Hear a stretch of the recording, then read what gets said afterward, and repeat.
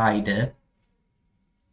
I welcome you to another episode of my book reflections on the channel. It's been a long break, and I'm excited to be back with the fifth reflection from the book The Principles and Benefits of Change by Dr. Myles Munroe. We are on chapter 5, and it is on the theme maximizing critical change. We'll attempt to understand what critical change is, and we'll look at a few lessons that we can pick from the chapter. Now, the chapter begins with a quote by M. Scott Peck, and it says that the truth is that our finest moments are most likely to occur when we are feeling deeply uncomfortable, unhappy, or unfulfilled. For it is only in such moments, propelled by our discomfort, that we are likely to step out of our ruts and start searching for different ways or truer answers. And this quote summarizes the whole essence of the chapter, which helps us to understand growth, creativity, and innovation in the most difficult moments of our life. And as we've come to understand over the previous reflections from the chapters before, change is inevitable. Change is part of our human experience. And so we would go through different kinds of change: positive changes, negative changes, significant changes, insignificant changes, changes that will affect us to a very high level, and changes that may not so much affect us, as it were. In any case, change is one thing that is a constant in our lives. And in understanding how we can maximize change, it is important to note that in the most difficult and uncomfortable, unhappy, unfulfilled moments of our lives, those are times that we can take advantage of in order to bring out the best versions of ourselves that are yet to be seen. Those are the times that we can bring out the best of decisions and choices that we have ever made. Because when we are crushed, when we are squeezed, it is in those times that a lot of our potential that is hidden may yet be unraveled. And that is something that I believe, a lesson that we picked up in our previous book we reflected on from Dr. Myles Munroe, Releasing Your Potential, where it is important for us to put our potential to work. The whole idea and understanding of work being a critical instrument for releasing our potential. So sometimes we need to get to work on ourselves, even in our most difficult moments, in order to step out of the discomfort and propel ourselves to the highest versions of ourselves yet unseen. So the chapter helps us to understand what critical changes, and we see a number of descriptions given for critical change. The first one is that when we talk about critical change, we are looking at a traumatic life event. So a traumatic life event, an event in your life that is traumatic, such as a serious illness or death of a loved one. And in one way or the other, we may personally have lost somebody to death so close to us, someone so dear to us, and that event keeps playing out in your mind. So that the post, trauma effects of that event keeps on ringing, and it can have a significant impact on individuals. Some individuals' lives have turned bad because of the death of someone so significant to them. A serious illness to yourself or to another person that is dear to you can also cause a very tremendous change in your life, very significant. And that kind of change is critical change. And we can understand it as a crisis kind of change. And it's a situation that in trying to overcome, if you are not careful, you may end up losing yourself and losing a lot of things thereof. So a traumatic life event can be a critical change. Number two is a turning point that completely changes one's way of life. So such as relocating, a major relocation, or the need to retrain for a new career. So if you are someone like me who, due to the profession of your parents, you've had to move from different places here and there, major transfers here and there in your life. So as you're growing up, you'd realize that there are times in your life where things begin to take shape, and all of a sudden you need to relocate to a new environment to start all over again, new school, new environment, new competition, and all that. It may be in relation to your work. As you are finding your feet, something happens, COVID comes, something gets into the scene, and you have to change your career path. You need to get into doing something else to give you a source of livelihood. That is a turning point in your life. That is really a major change. It could also mean, number three, critical change could also refer to a radical shift in personal or professional status, such as divorce or a firing. So if you lose your job, if you lose your marriage, if something radical happens to you personally or professionally, and this is different from having a turning point in your life that completely changes your life, although they may look similar. But the fact is that a radical shift in your personal or professional status can have a significant effect on you. It is a critical change if you divorce. It's a critical change if you lose your job, you are fired from your job. It's a critical change if you were probably enjoying a certain status in society, and a scandal hits, and that begins to affect you. That is a shift in your status within the society, and you probably need to find a way of regaining your integrity and all. It's a radical shift in your personal status. The fourth key thing we can refer to as critical change is where there's a dire situation that needs to be addressed, such as the effects of a natural disaster or an economic crisis. So in Ghana, for instance, it's been a tough time over the past year or so, and it's same across various other countries. The economic situation, economic crisis, very very critical, and many people are having to adjust. Many people are having to do a lot in order to survive. Many are in survival mode, and so the situation that we find ourselves in, the economic situation, which is dire, the crisis, is a critical change because it is causing a lot to be done on individual levels, on family levels, in order to still make it, through the day. So it's a dire situation, and it needs to be addressed.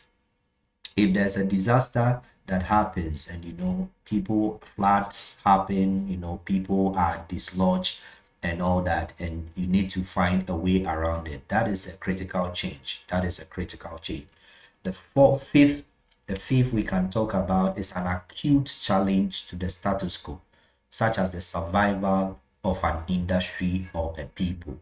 So sometimes you have certain communities getting locked up in fights, getting locked up in conflicts, because one group, for instance, wants to take over certain things that the other group believes belongs to them. And so that challenge to what has stood for long becomes a critical change, and especially for the group that needs to protect its territory, the group that needs to protect its name, its culture. That moment, that period becomes a critical change to them. And we have a lot that happens across industries. You have some professions going on strike, some industries, industrial actions here and there as a result of certain changes that people want to see happening. And those challenges to what has been the status quo, what has been for long, can be a critical moment of change. And the final description of critical change is when we get to a crossroads or a zero hour. So when a decision or change must be made immediately in response to a problem. So these are moments where you get to points where you need to think on your feet and more or less take action now. It's not something you expected. You didn't expect that you find yourself in this particular situation, but you find yourself in there. It's an impromptu request. You need to make, a decision. You need to take a step in response to the problem. You you find yourself in a moment of critical change. And all these changes have their own effects on you as an individual, and by extension, what you do and others around you. And they will typically reflect negative changes that happen in our lives. And as we've understood over the past few reflections, although changes may be negative, it is how you respond to them rather than react to change that will determine whether you can make the most out of change at any point in time. So, in summary, critical change includes both a disruption and a reordering of people's lives. It impels them to deal with new relationships, issues, environments, and circumstances. So, critical change is a disruption to your life, something that comes to more or less interrupt your life, and you need to now make necessary adjustments, reorder your life in order to be able to continue making progress. And the chapter talks about critical change and positive growth, and how in the critical moments of our lives, in times where we go through critical change, we can take advantage of it in order to grow. So it says periods of personal, community, or national challenge can be times when we undergo the greatest development of maturity, compassion for others, social advancement, and economic development. If we allow the critical change to stretch us and to exercise our innovative qualities, this will happen. And I'm personally someone that has gone through times of critical change that has brought out the best in me that I didn't know exists. It is said that it is said that necessity is the mother of invention. Necessity is the mother of invention.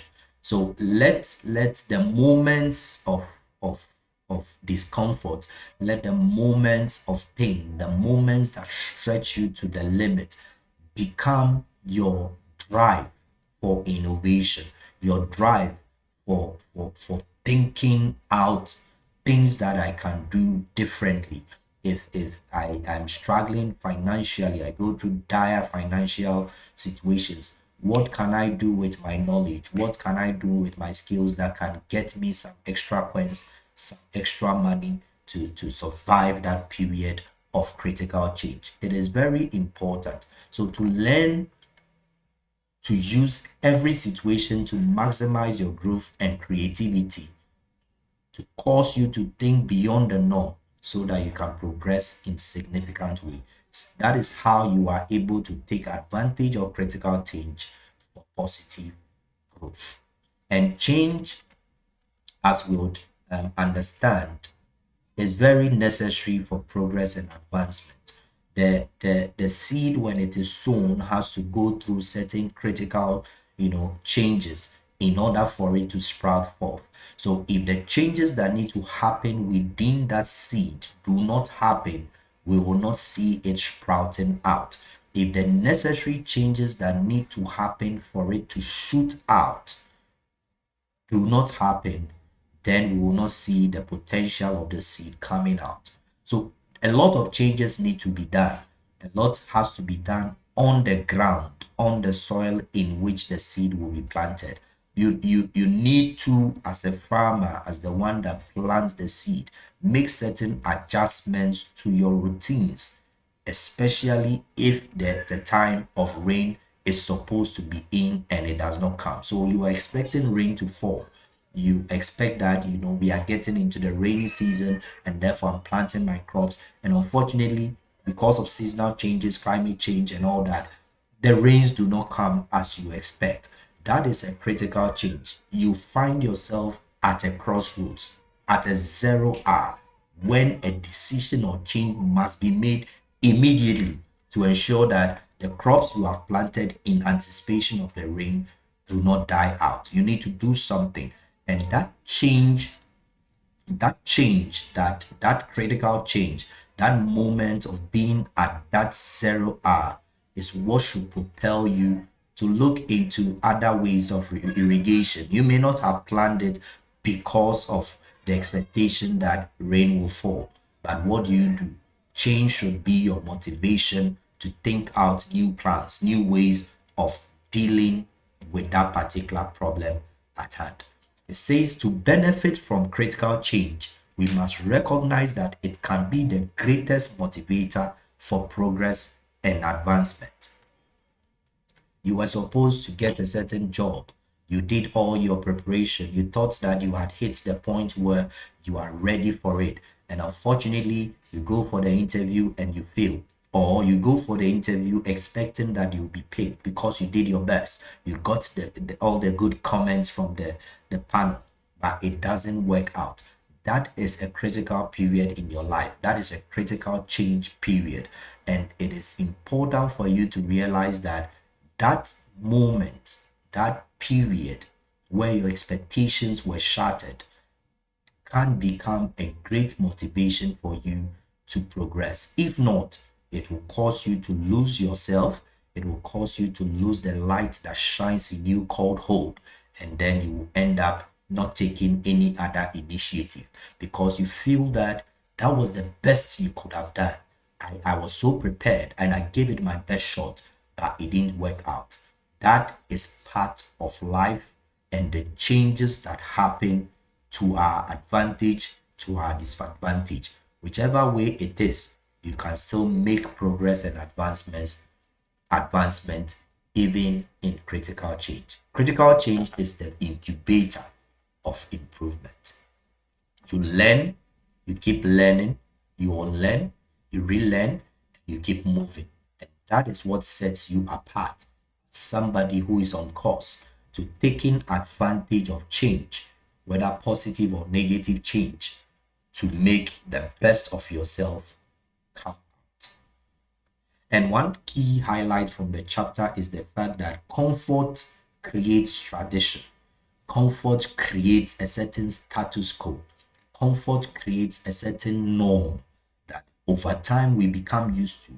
So if, for instance, in one of my books, The Smart Scholar, I talk about how a student who is always first in class. So this is something that you may relate with.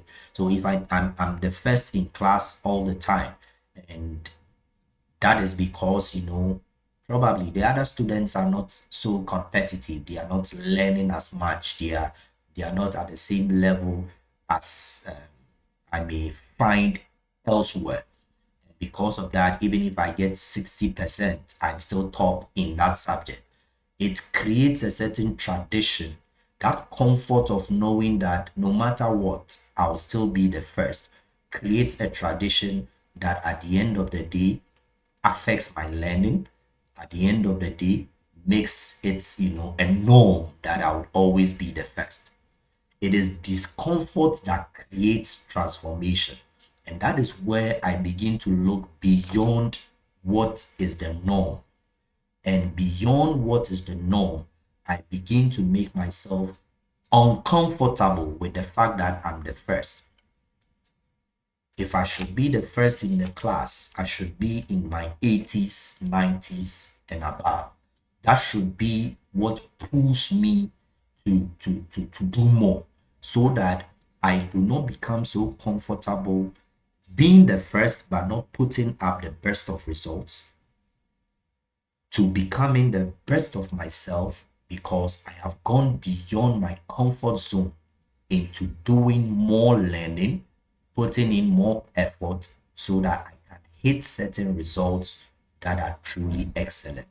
And there are times where I've been in certain schools, and I'm, by the grace of God, I'm always one of the best. And I moved to a different school, and you realize that the competition in that class, the competition in that school is higher, and it dislodges you from that comfort you had in your previous school.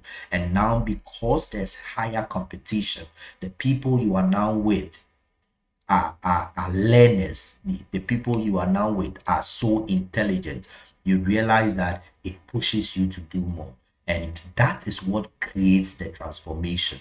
You are transformed from one level of doing well as a student, as an excellent student, to another level of doing better as an excellent student. So it is discomfort that creates transformation. When you are no longer comfortable with what you are able to do, and you know that there's more that you can do, stirring up this more that you can do by putting yourself to learning and putting yourself to to the task. That is what would help you. When people become so comfortable with what we know, and some would say that is how we do it, that is how we do it, this is what we do here, this is our tradition, this is how we go about it. And oh, we are comfortable with it, it's fine, it's fine. If you are trying to do something new, bring out a new innovation, oh no, this is how we do it, this is how we do it. It becomes something that holds back the community.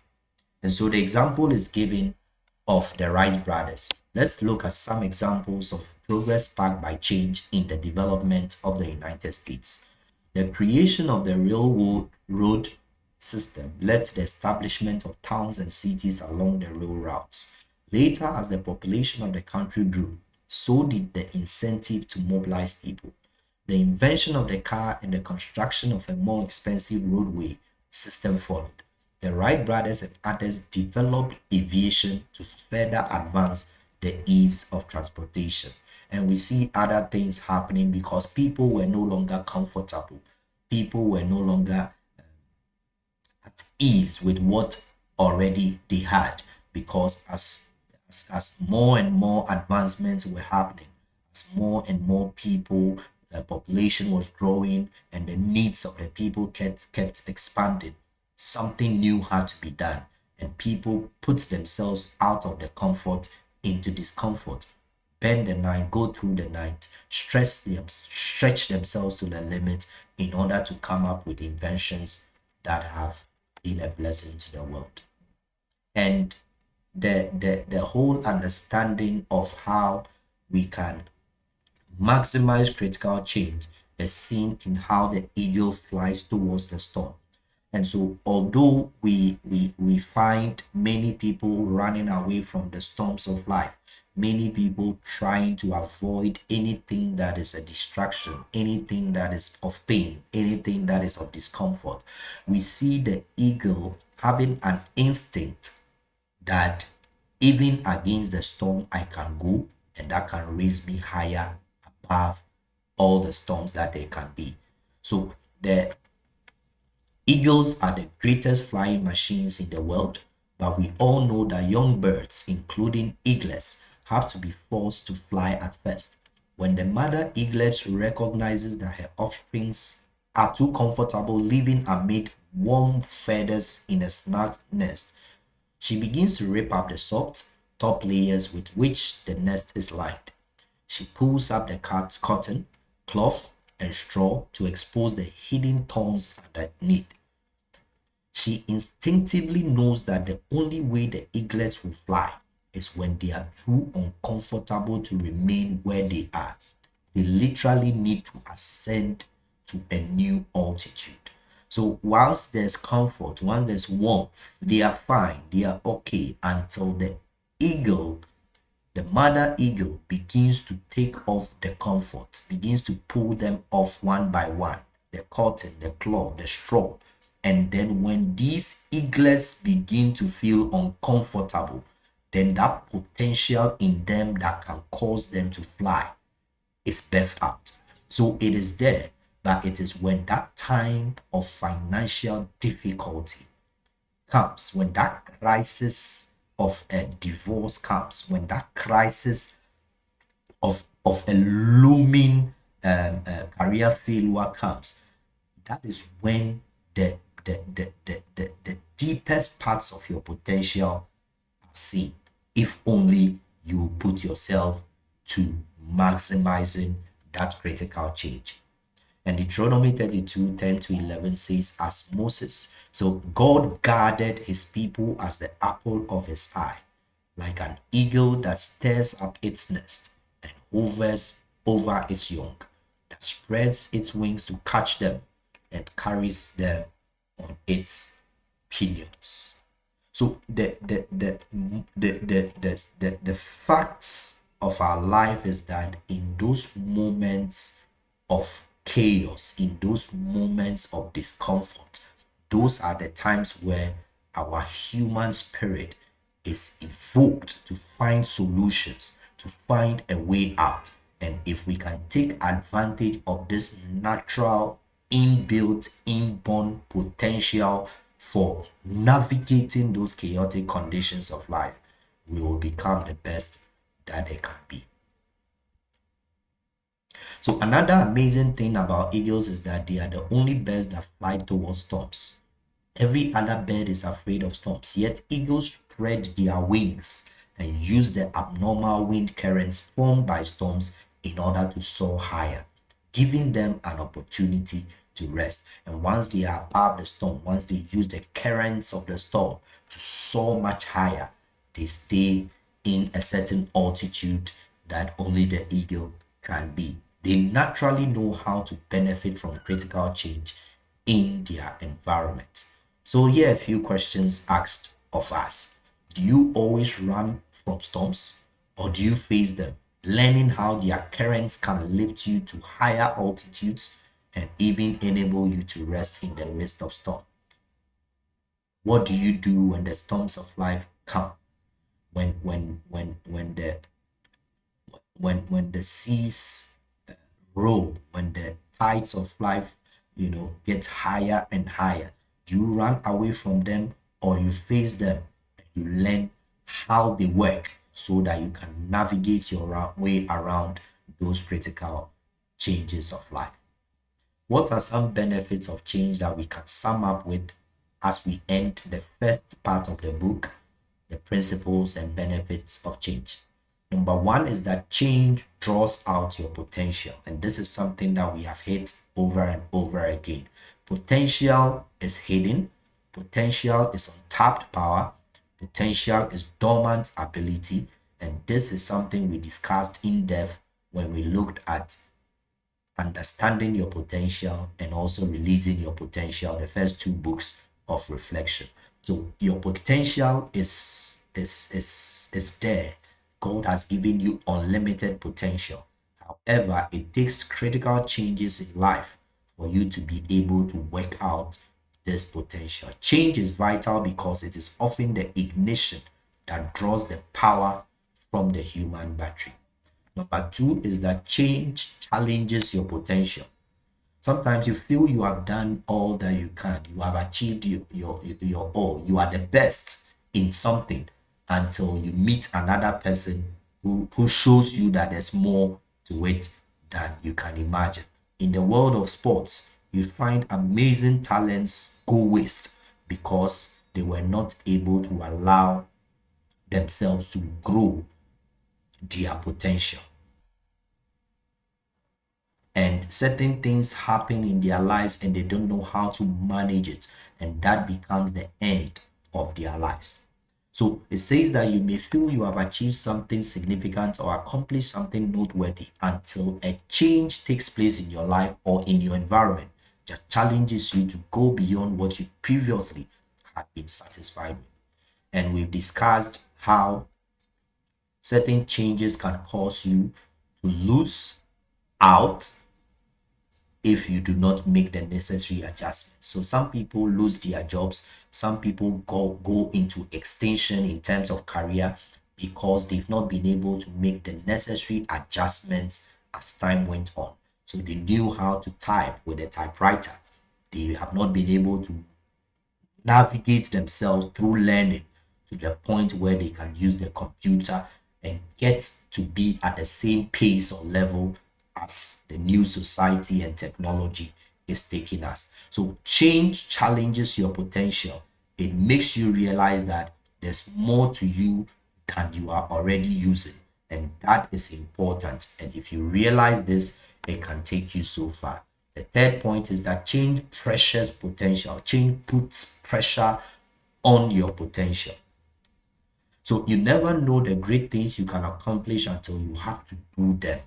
Releasing one potential usually requires the element of responsibility. And we've done a video, one of the reflections on responding to responsibility, because it is when you put a responsibility on yourself, on your potential, whether in work, in education, in family, requirements on yourself that you need to achieve. That is what will release your potential. So until we put a certain pressure, a certain responsibility on our potential, it cannot be used to the full. So a change in some conditions of our lives can force us to accept duties and responsibilities that make us dig deeper into the reserves in our capacity. And for some people, they will tell you that when they were single, certain things that they were able to do, certain things that they were comfortable with, and all that. Once they got married, they had to let go of a lot of things because now there is added responsibility of taking care of family. So the pressure from that change from a single person to a married person brings out a certain potential in them that can do more in terms of raising money, can do more in terms of being a father, being a mother. So change pressures potential. It brings out a part of you that you never thought was there. Finally, change manifests the person behind the potential. So you don't know what you are carrying inside until you have to deliver it. If we find a seed, we don't know what is in that seed until we plant it, and later we see it sprouting forth, and then all the benefits that come with it growing as a plant or as a crop. So when an unexpected event or situation occurs, it can cause you to manifest a self that you didn't know ever existed. There are times where people that are very shy, very timid, they find themselves in this moment of critical change. Something happens. Someone close to them is in a certain condition, critical condition, and the shy, timid person becomes so confident because they need to go to people and get money, raise money to save this person's life, to do something for themselves, their family. It is in those moments of that critical change that you see that part of the person that can go the length, put their shyness, put their timidity aside, and manifest a self that they themselves didn't even know existed. There are some people that they got to a position in their life where everything they tried wasn't working, and they had to move into a career path that nobody, including themselves, ever thought that they would, because that is where at the end of the day they realize that they can make it. So in all of this chapter and what we are learning, one of the key things that we want to take away is that every one of us will go through critical change at one point or the other. And in those moments of critical change, in those moments of chaos, in those moments where we find ourselves in the unexpected critical moments, it should be our resolve that we will take advantage of the critical moment to bring out the best potential that is hidden in us. It ends by saying that success in moving past critical change is determined by one's ability to benefit from it. So develop your capacity to oversee and profit from critical changes in your life and environment. Become an innovator. It ends with the quote, "The world is round, and the place which may seem like the end may also be the beginning." So no matter what is happening with you, no matter what change you are going through, no matter how critical a moment you are going through, the crisis of life that you are going through, remember that what looks like the end may actually be the beginning of your greatness. And I hope that you will be able to maximize critical change. Whatever kind of change it is, whatever change that is happening, you will be able to take advantage of it for your positive growth. So we meet again in another episode. Please do stay safe and take care. Bye-bye.